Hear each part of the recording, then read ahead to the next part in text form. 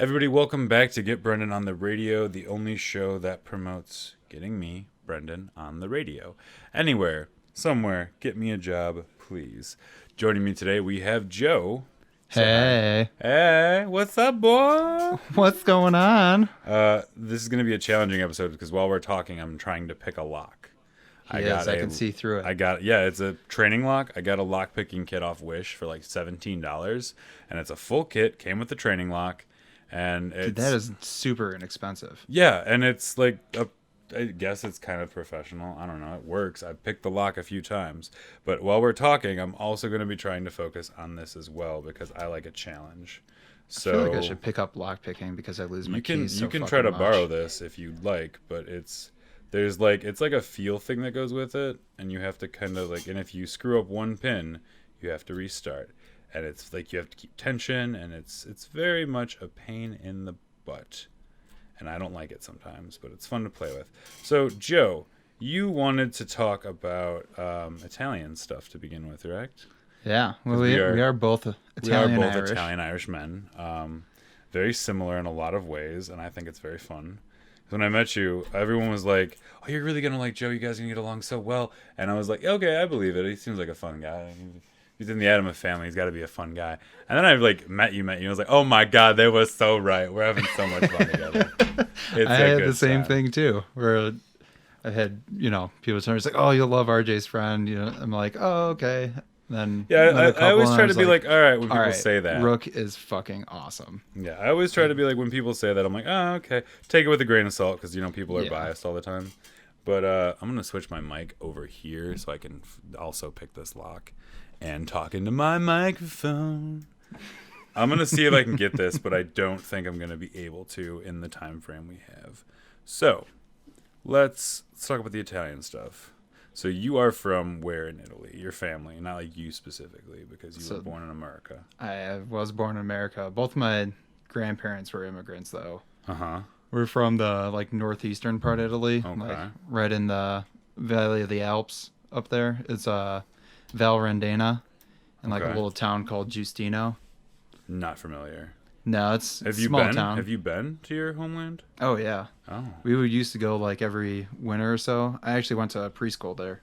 Really? Yeah. That's new facts. You learn something new every day. Yeah. Joe went to preschool in Italy. No. What's Italian preschool like? It's... Looking back on it, I didn't think anything at the time, but looking back on it, I'm like, wow, it was kind of really communist. Really? Yeah. No. Talk about that, please. That sounds entertaining. We all wore smocks.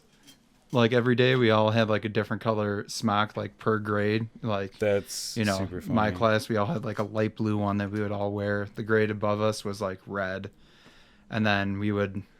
Well, you see that with Catholic education. Yeah. But you would still wear your regular clothes. You would just put the smock over almost like a hospital gown over your clothing. That's super weird.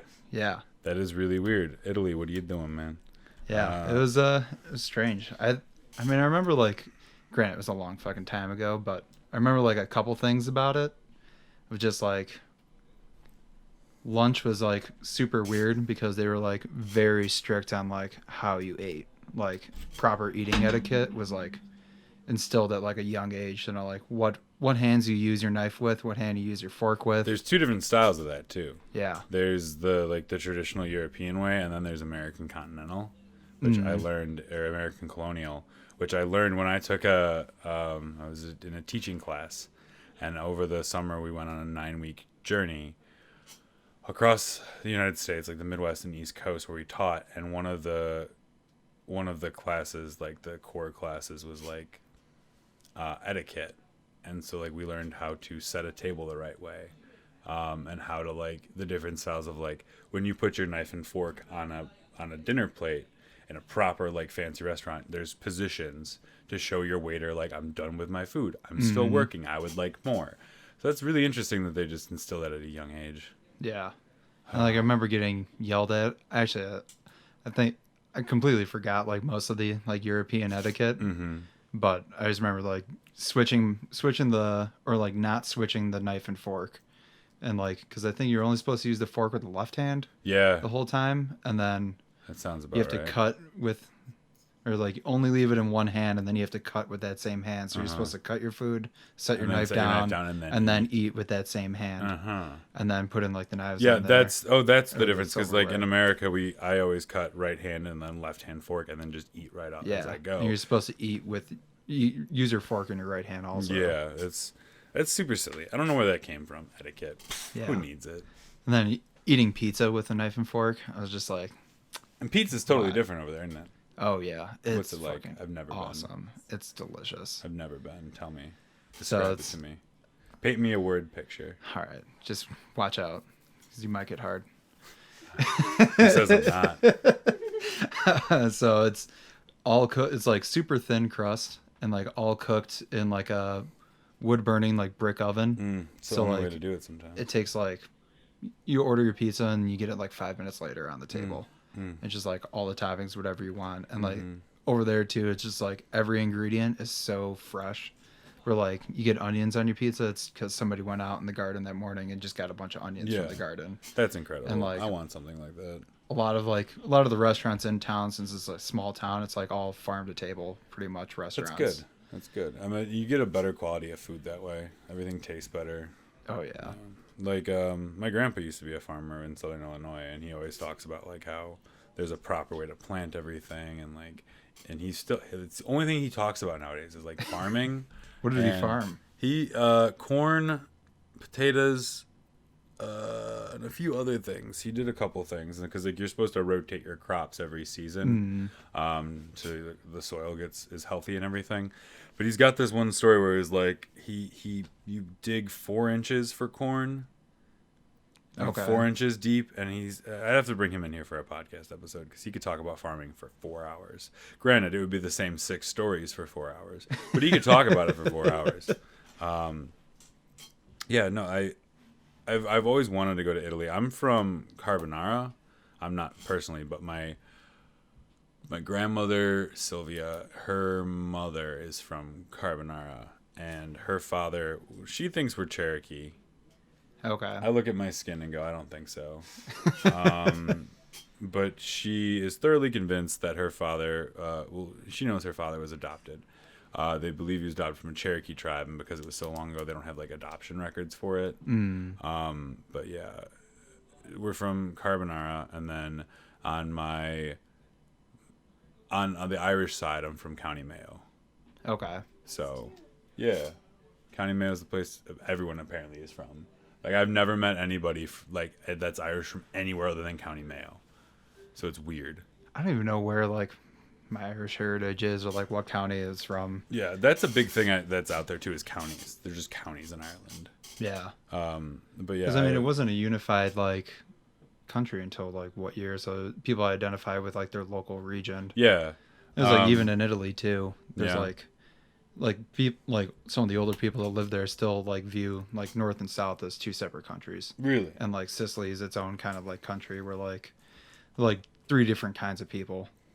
And like even the languages that they'll speak, because like everyone speaks Italian. But it's different like dialects. And there's I think like 200 dialects. Oh my god, that's too much work. Even like so in the valley that we're from, it's like comprised of like 4 towns that are like, you know, not during like the high tourist season. There's like maybe 300 citizens per town or so, and even from one town to the next, they have different words for shit. We're like in the one town that's like right next to us, their word for Thursday is Zobia.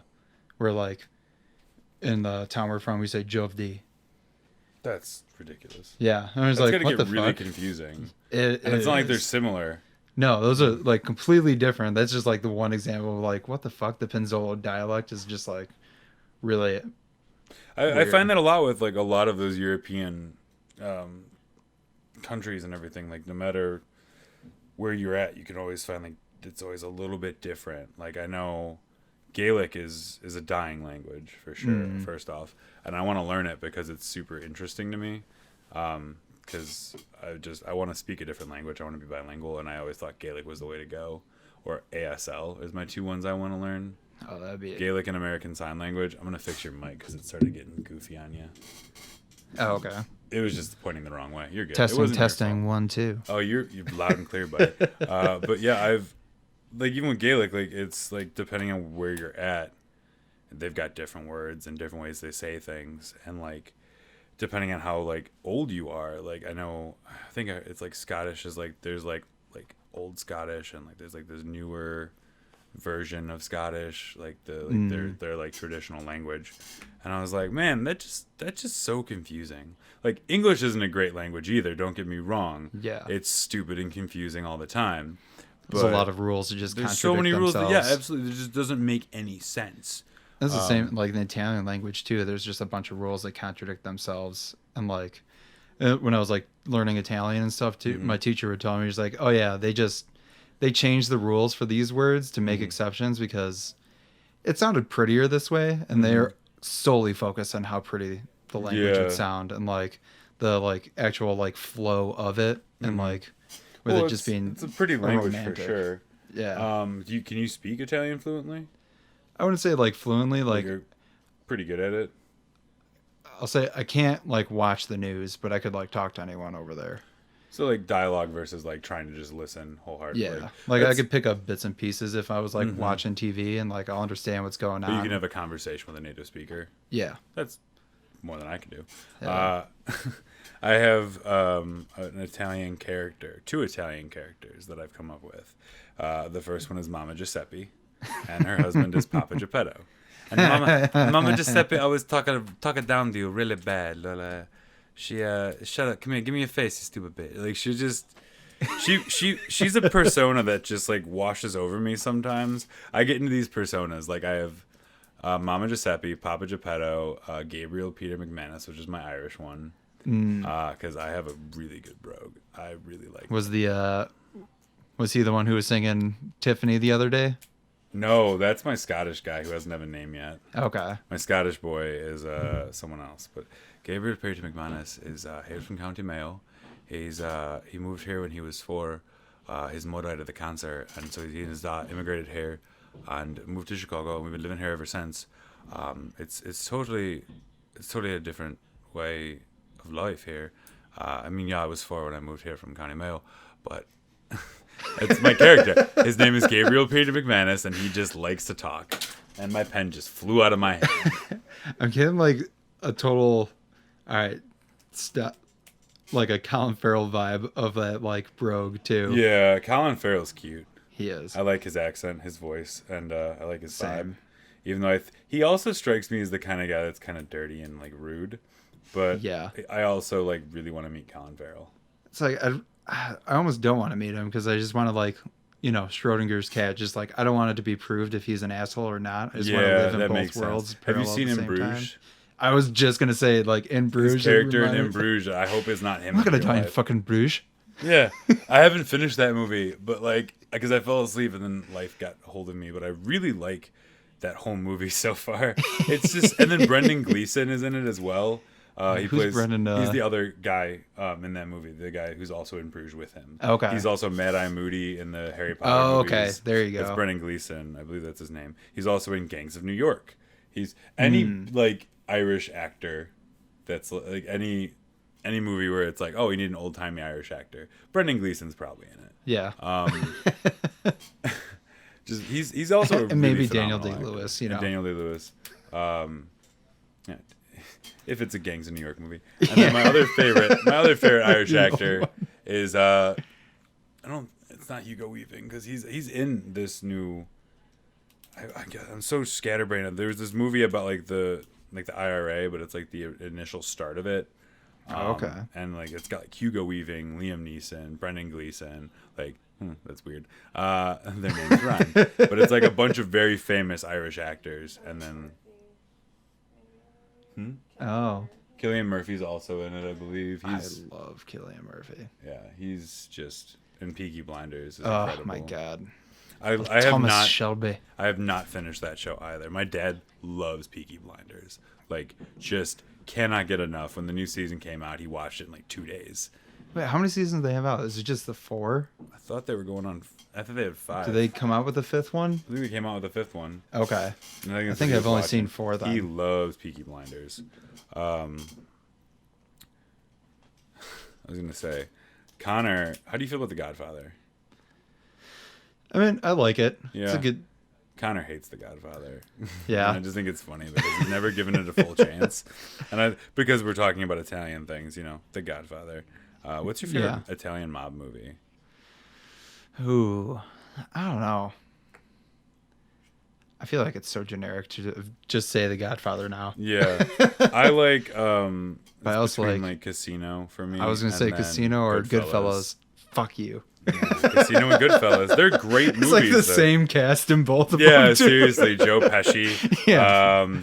Robert De Niro, and then like Ray Liotta. Or not Ray Liotta. Well, Ray Liotta's in Goodfellas. Yeah, he is. There's just, it's the same cast. You get so many Italian actors that all just do it. Yeah. And then, actually, I got a fun fact about Goodfellas. What? All right, so the scene in it where they're sitting down with, I think it was Joe Pesci's mom. Yeah, and, like, eating dinner. Scene. Do you know that was Scorsese's mom in the scene? And he like didn't tell that. He didn't tell his mom what was going on, so like she just had to react. And like their whole awkwardness with her was just like he didn't tell them that he was just having his mom stand in and do a scene. Yeah. So I heard something about that. That's super funny. I love it when like directors will do like something that'll actually throw it for a loop and it works. Yeah. I think some of the best moments in all cinematic and television history are just improvised. Because you run a script enough and be like, no, this is funny. We're gonna throw it in real quick and see how it works. Yeah. I know that's or something like unplanned or something that you just throw in there to trigger like a genuine reaction. Yeah, absolutely. And I think that's why that dinner scene is so well received, is because it's so genuine. It's so like it's very real and like this is how we have to act around someone's mom when we just kill the guy. Yeah. It's like this famous director who we all respect, and now we have to deal with his mom. Yeah, exactly. We gotta be nice. We gotta be nice to Mrs. Scorsese. Yeah. Don't screw up in front of Mama Scorsese. Mama Scorsese gonna hit you with this wooden spoon. Man, the Italian mentality coming from my grandmother. She's a very like stern older Italian lady. She was the disciplinarian, and I don't know if you find that to be true in your family upbringing as well. Yes. The matriarch was very much like the disciplinarian in my dad's family, so his mother was like, she used to hit him with stuff like, oh yeah, crack phones over his head, and like my dad deserved it. My dad 100% deserved it. Even when my grandma like babysat me and my sister, it was just don't want to piss grandma off because she'd grab the wooden spoon. The wooden spoon is always like the tried and true Italian beat tool. And that thing fucking hurts. Yeah. I can only imagine. My grandma Rook, the Italian one, she's lovely and I'm sure I'm mellowed out over the years. She was never like mean. She's such a sweetheart now. You could never like, she gives you shit.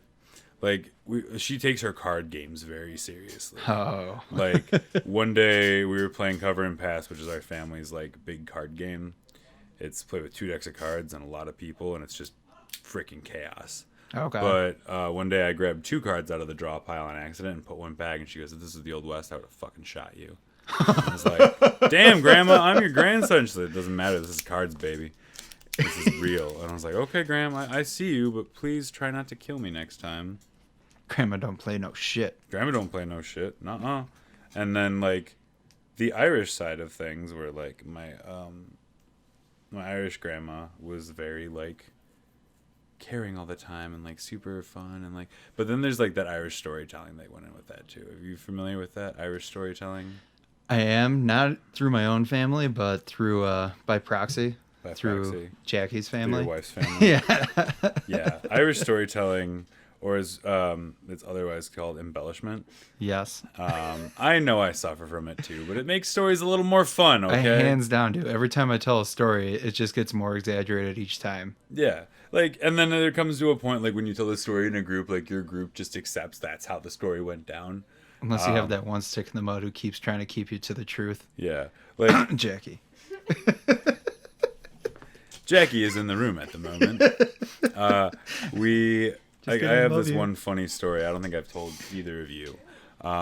It's about the time I lost my pants on a tube, like my underwear on a tubing trip.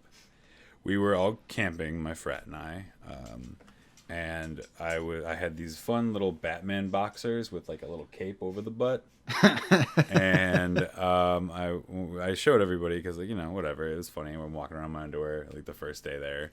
And we're in like my friend's lake house, so it's very nice. I'm not just walking around in the wilderness with just my, butt flap hanging out. But we're tubing, and we've got a big jet ski, and we're whipping around the tube, and this guy at the time was like, oh, you should get on there in your underwear and like, be goofy and stuff. I was like, I don't know about that. I'll probably die. Like, I don't know. Because like when big guys fly up in the air and they come back down, you shatter things. Like, there's no breaking. You shatter bones. I'm afraid of heights because I'm afraid of the fall and shattering my body. But Yeah. he convinced me with one simple sentence: heroes get remembered, but legends never die. And I said, give me the damn tube. And so I put on my Batman cape underwear, and we're whipping around. I'm doing a pretty good job hanging on right now. I'm doing a pretty good job. And then he just cuts it real hard and swings me all the way around. And I flip the tube. I'm in the air. I slap on the ground, the water. And then in the whole process, my underpants had flown off me. Completely flown off me. Like, I am life vest and nothing else in this lake. And I'm like, oh God. So the guy pulls around and is like, just hop on the back. And I was like, no, I can't. He's like, no, just push your arm, like push up and get on. I was like, no, I can't, because I'm not wearing my underwear. And he's like, what happened? I was like, just go. I will find them, or I will, because like the house was like adjacent to the lake, so I could have just swam the other way, ran inside butt ass naked, and gotten new clothes on. That was my plan. So I'm like swimming back to the thing, and I feel something that felt like cloth, so I grab it, and that's my underwear. I put it back on, and I get back to the dock, and everyone's like, what happened? I was like, oh, I completely lost my pants. Just completely. They're like, oh man, we thought Jim just left you out there because he's a dick. And I was like, fair, but no, I had completely lost my underpants. What are the odds that you found them just swimming? Crazy, right? Crazy. But I did find them, and it was ridiculous. That is my underpants story on a tube. It's a good story. Yeah, I don't even know how we got there, but Irish storytelling. So every time I tell that story, and that is the universal truth of what happened. Like, everyone knows that. People that were there can accept that. But like, every once in a while, I had a little more fun flair to it. Like, I was standing on the tube or something like that, just to make it a little more fun for the audience. It was one hand, and then there was another boat of 100 people. Cruise ship pulls up next to me, and then a giant duck came out of nowhere and tried to fight me. It was ridiculous. I had to wrestle the duck in order to get my underwear back because he's trying to fly away with them. Would you rather fight one giraffe-sized duck or 20 duck-sized giraffes? One giraffe-sized duck. It's gonna be a better story. That's what I'm saying. And my other friends were like, no, just do 20 giraffe-sized or duck-sized giraffes. It's like, you know how many little heads be swinging at you, smacking you in the ankles? Nah. I'm gonna take ducks. a spear. Also, fuck ducks. Like, I don't want to hurt a giraffe, but fuck ducks. Yeah, they're too common, especially a giant duck. Nobody wants that in their backyard. Yeah. Giraffe-sized duck. I would go toe-to-toe with that any day of the week. You could feed your family for weeks. Use the bill as like a surfboard. Oh my God, yeah. We use every part of the duck here. Every part of this giant duck we use. So that was the story of how you lost your underwear. Yeah, and then fought a giant duck. It's ridiculous. What's your favorite story to tell when you're trying to like make people laugh or show off? Put me on the spot. I'm putting you on the spot right now. What's a good story you have that, like, something crazy that happened? I feel like all of mine are just like me shitting my pants stories. Like, those are the ones that I'm like, oh, this is great because it's just like totally makes me look terrible and doesn't make fun of anyone else. You don't have to talk about shitting your pants if you don't like to.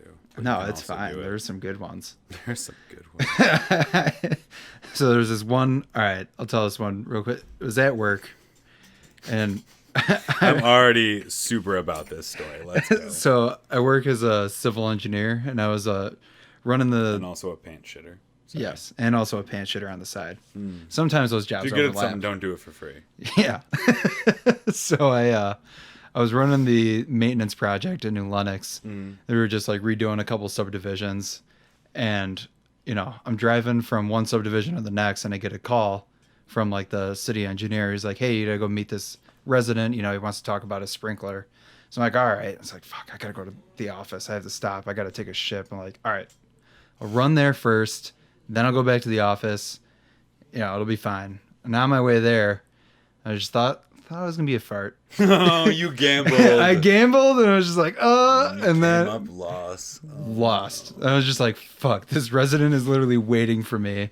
So I did a U-turn on Route 30, ran to the office, cleaned myself up, just threw my underwear in the garbage can, sometimes that's what you gotta do. and then wound up going to meet this resident. But I also noticed when I was in the bathroom that there was absolutely a stain on my ass. So I got out of my car, went up to the resident, had the whole conversation, talked about his sprinkler, and then as I was leaving and the conversation was done, he walks back to his house and he's like just looking at me, and I just backpedaled. I just walked away from him slowly but backwards and stared at him the whole time until I sat in my car, and then went over to my friend's house who lived in town. I was like, no questions asked. I need a pair of jeans. No, don't ask the question. What? I said don't ask. Don't ask. Oh So- my god, that's a funny story. I like that. I like especially like the ending where you just walk backwards, like super awkward. Too. It This was guy's like, really what is he awkward. doing? Because there was people from the city, the resident there, and I'm just like, nope. Walking casually You should have backwards. moonwalk. Just moonwalk back and then be like, well, at least he's got style. If I could, I would have. Mm-hmm. I You got could just clumsy you could ass, just fake goofy it. feet. I got goofy feet. I'll just show you. I have sometime. moron hands, and you have goofy feet. That could be a sitcom or like a buddy cop show. Moron hands and goofy feet. Moron hands can't shoot a gun, and goofy feet can't run. ABC, I would like to get paid for that idea if you use it. Moron hands and goofy feet. Moron hands is a great story. I used to work at Ace Hardware, and one of our managers was talking about the new employee, and he was like, he just needs moron hands. And I was like, are you trying to say more hands-on experience? That's a story from my coworker that's where it Dan. was My going. coworker Dan had told me that story, and I was like, that's incredible. I love it. It's He's got more too on many hands. So moron now whenever I hands. like my guitar hand's not working right, I just scream and go, more on hands. You're being more on hands. When I drop something, it's just more on hands. I love that expression. More on hands and goofy feet. coming this fall. To ABC. The buddy cop show you definitely don't want. New show coming to you on IMDb. IMDb. Yes. A Netflix original. Did you know that IMDb is getting their own like original content and actually doing? Why like, is TV everybody shows? doing their original content? Just Like, make what the one big fuck? streaming service. We'll all pay for it. Like Yeah. DC has got theirs, and now the new Young Justice is on there, and I'm really mad because I liked Young Justice. Wait, DC has its own like. Yep, DC. It's like DC Plus or something stupid like that, where they have like the new Teen Titans and like the live action series, all the DC Universe movies, like, and then the new Young Justice season 3 or season 4. I don't know, but I loved Young Justice growing up, and like they had it on Netflix. Seasons 1, 2, and 3, or 1 and 2. I don't know what season they're on, but I want to finish the damn saga.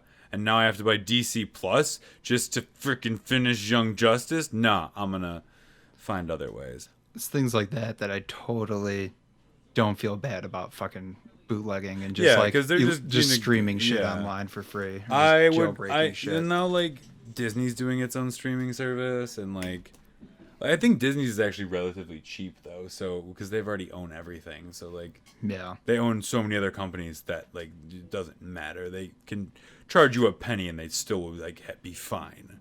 Yeah. Disney owns absolutely everything, and we're just eventually going to be praying to the one god Mickey Mouse after a while, so it's fine. Oh, let's all say a prayer, folks. Do I have to? You want to be a star, don't you? Yeah. Oh man. My eyes. I like rubbed my eye before we started this episode, and now it just starts like it's just been irritated this whole time. So I look like I've been like petting a cat, or someone just punched me in the face. Like, I'm just, Maybe a cat it would- punched you in the face. A cat punched me in the face. While you were If a petting it. cat ever punched me in the face, that cat would not live the rest of the day. It would be terrible for that I've been cat. punched in the face by cats. Just Not hard, just like, yeah. I don't take no shit from anybody, especially animals. If a cat just wants to mess with me, it's gonna have a bad day. I'm gonna throw it in a bathtub. The bad man punted Baxter. Off a bridge. Yeah. Nah, I don't take no shit from, especially my dogs. Like I don't hit them, but I like they know when I'm mad at them. They fucking know. Okay. I yell at them and they're like, I made my one dog pee on accident. Shit. the What other kind of day. dogs do you have? 2 cockapoos at my Okay. parents' house, but like one of them's blind, and he was like doing something, and I was like, Sharpie, and he just and like peed all over the floor, and I was like, oh, now I feel bad. Like now I'm the jerk who's yelling at a dog and making him pee his pants, proverbially. But like, I don't know. I don't take shit from animals. They're cute and innocent and all, but like, I don't trust horses either. Oh, no. Like at all. I don't trust horses as far as I can throw them, which is not at all. So. Yeah. You try to throw a horse? No. You can't, because the horse won't let you. Even BoJack Horseman. Yeah, I haven't seen that show. I've heard good things though. It's like, I mean, it was funny. It was like okay, and then it kind of just went off. Petered off. Yeah. Yeah. It just got like, it went from like a funny comedy to like a very serious, like this is a show about mental health and like the celebrity Hollywood which is great. world. Yeah, it was just But not where I was You expecting can't it to make go. it all dark. Yeah. That's like with my new mental health show I'm making. Like I'm trying to make it lighthearted and like emotional and serious. Like Scrubs. Like Yeah. Scrubs was very funny, but there was moments when you're like, oh my god, my heart. Like what just happened? Mm-hmm. Like with when Dr. Cox's brother dies, and like there's so many different moments when like God. in the same episode where it's like, ha ha ha, oh my god, my heart just got ripped out of its chest. And that's what I'm Yeah. trying to go for with this new series, is like, because I think it's super important that like if we're focusing on the dark parts of mental health, then yeah, everyone's going to conceive it negatively. But if we can like bring some light to the situation, help people understand, it's going to be a little bit easier. Definitely, because I mean, there's so many people that are afflicted by mental health. Yeah, and it goes undiagnosed, and like it's just easier that way. Like it's a slow process for, obviously, like it takes a while for anything to get done in the world. Yeah. Especially movements and everything, but like it's an important one for sure, because it's not like it just doesn't affect one group of people. It affects all humans all over the world. Yeah. So it's like a universal problem. Not to say any problem's greater or less than another, but it's something I think everyone should get behind, because it's beneficial for everyone. Yeah, because I mean, even if you don't suffer from any mental health disorders, I mean, somebody close to you might. Probably. So like, there's there's probably a statistic somewhere that will tell us that, but yeah, it's hard to go like into like a group, like in a group of 20 people, I bet you there's at least one that has a mental health issue. I would almost say like 1 in 5. 1 in Oh, 5. Thank you. Yeah, thank you. 1 in 5. So like, That's the therapist. There's 3 of us in here. Which one's crazy? All 3 of us are. Incredible. 100% score on the poll for the room. Yeah. We're batting 100 and crazy. I was in a basketball game, and I was talking to my other friends who were also mental health sufferers, afflicted with mental health issues, and I was like, the Toon Squad? We should be the Loon Squad, and we just walk out there, and our outfits are just straight jackets, and we just walk out there playing with like our arms tied up. It would be great. We don't score much. We don't score much, but damn, we have a good time. Except for Steve. Steve just shits in the corner. We don't know what to do with him yet. He's got some great shitting in his pants stories, though. Boy, does he ever. I think that's how I'm going to embellish that story next time. It's like, yeah, so I was in a straitjacket driving over there. How did you do that? It's beside the point. Well, this is the real issue is I shit my pants. Yeah. It's not how did I get out of the Semantics. straitjacket? How did I not crash the car? It's I shit my pants, and I needed a solution to that. It's like, yeah, have you ever seen Lethal Weapon? Yeah, me too. Yeah, me too. Hashtag me too. All right, where were we? I don't know. We tangented so far that it's just I don't know where we started to where we're gonna end, but it's a good ride. I just want to circle back on fear of heights, because I have like a really fucking weird fear of heights. Yeah. Where like I love like hiking and like in the mountains and stuff, especially where like in Italy, and like doesn't bother me. I could stand like at the top of the mountain and be looking down. Won't bother me at all. But if I'm standing at like a straight drop off, like I get like lightheaded and like Vertigo, dizzy kind if of. I'm like on the second story of a mall and like looking down. Really? And like that'll freak me out. But if I'm like hiking up a mountain, nothing. Interesting. Maybe this is more distracting. Yeah. Like, oh, excuse me. I've been awake too long. But like Maybe it's because like you're distracted by the beauty around you, but like I don't like heights. Like I don't like scissor lifts, because I don't trust them either. And Scissor lift. Oh yeah. So like they go. It's like the little basket that just goes up and down. Yeah. I don't trust them because they're so thin and narrow that they're wobbly, and I don't like shaking and I don't like falling. And when, like I said, big guys fall, their bones shatter. They don't break. Like your bone's gonna shatter. Stuff's gonna hurt. You have more force and weight coming down. Science, man. That's how that works. I'm gonna sneeze in a second here, and I can feel it coming. And I'm like trying to fight it. I'm like, no, you get back in there. You're not gonna. Oh, it's getting close. Goodness. Bless you. Ah, thank you. Yeah, that works every time. I don't know how, I don't know why, but every time it just does. These barstages. I once tried to conquer like my fear of heights. Yeah. And like I went one time when I was living in Italy over like the summer. I did like parachuting off the mountain. So like it wasn't like, you know, we got dropped out of anything. It was just like we were standing on like the side of the mountain and opened up the parachute and just had it laying on the ground. And then you just run. And then we just run and jump off. I feel like there's so many ways that could go wrong. Oh yeah. Because like I'm the same size then as it was now, or as I am now. I just feel like the parachute would get caught and I would just get wrapped up in it and roll down this mountain. And like the instructor, I mean, he seemed like he knew what he was doing, but he was also not instilling confidence. He's like, no, we have to like run really hard, like faster. He's just like yelling. He's like, we need to lift off faster.